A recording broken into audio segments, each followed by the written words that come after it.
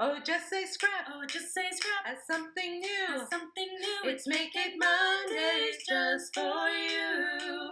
So come and see what we are creating. Make It Mondays just for you. Our first Stampin' Up! Make It Monday. So this was the adorable Happy Houseplants Kit. So if you have seen my basement and what I recently redid, this kit literally fits so perfectly, and you're gonna actually see it hanging in my basement once I'm done here. So what's really cool about this kit is Stampin' Up! Literally gives you every single thing that you need. It comes with the pre-printed bases of the plants, as you see there, and I'm actually just doing a little bit of my own flair. I'm using a bone folder and curving those plants a little bit. It also actually gives you the foam squares as well. I was using my scissors to cut them in half a little bit so I could save a little bit more, but pop everything. And I'm doing it on both pieces because it's giving it a little bit more of a 3D look.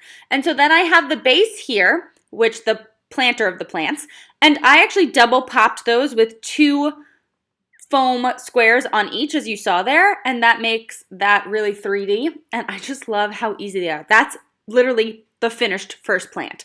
So this one is the next plant I have here. I'm not exactly sure which kind of plants these are. They're just adorable. I just love them. So I really enjoyed being able to use the bone folder and kind of give them a little bit of life, as well as using the foam dots or squares to pop them as well. I really like giving dimension to my projects, especially if it's going to be something that's hanging on the wall. I don't like when things are just super flat. So it was a lot of fun to kind of use the different elements here, put them on top of each other, add a little bit of pop and pizzazz to them, and really kind of make them my own. Then we are on to plant number 3. Isn't this super easy? And the pop-outs are really, really simple. They kind of just fall out, just like the Close to My Heart ones did. So that was a really nice transition too, between the 2 companies. So this one I had to play with a little bit more. I didn't exactly know how to put it on. Their directions are just photos for this kit. It does actually give you a ruler too, so if you wanted to put things on your wall with that, I just had Brendan do it because he's handy like that.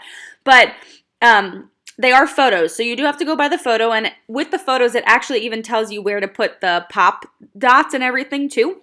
I kind of did my own thing. I use too many pop dots, but that's just me. So I like things to kind of last and really stay popped. That's just my own style.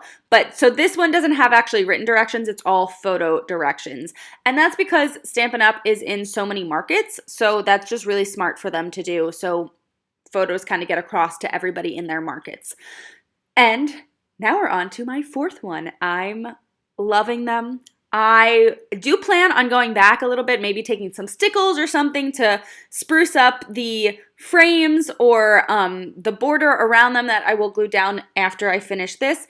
I also, as you see there, I took my scissor and actually cut the around of the foam squares, just because you can use that. I mean, you don't want to waste that, right? You can use that as long strips of foam tape.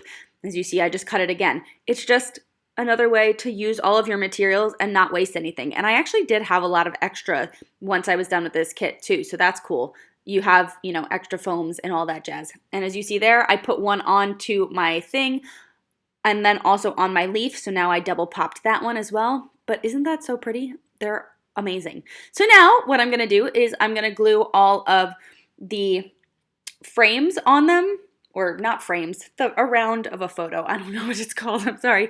I'm not a photographer. I should be. I'm a scrapbooker. But we're going to put these frames together.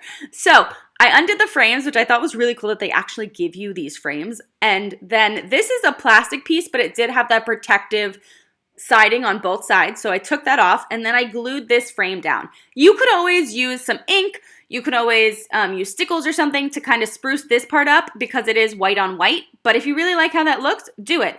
I just kept it white on white for now. I wanted to kind of figure out where it was going in my basement.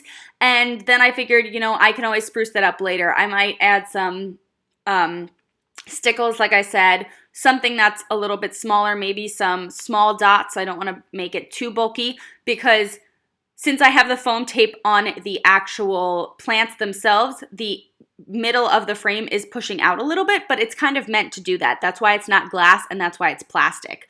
So as you see, all of the plastic does have two sides. So I'm pulling off both sides to make sure that goes in my frame, just gluing on the rest of my plant and then just closing that up, and it's really cute. The other nice thing about these frames is you can either sit them or you can hang it on a wall. So I took the option of hanging it on a wall, but if you want these to kind of be a piece or a decoration piece that you can kind of switch in and out throughout your house, you can always just, use them as regular frames and put them somewhere. But aren't those the cutest things ever? I just love them. And this is them hanging on my wall in my little scrapbooking area. It's kind of where my sitting nook is with some of my other fake plants there.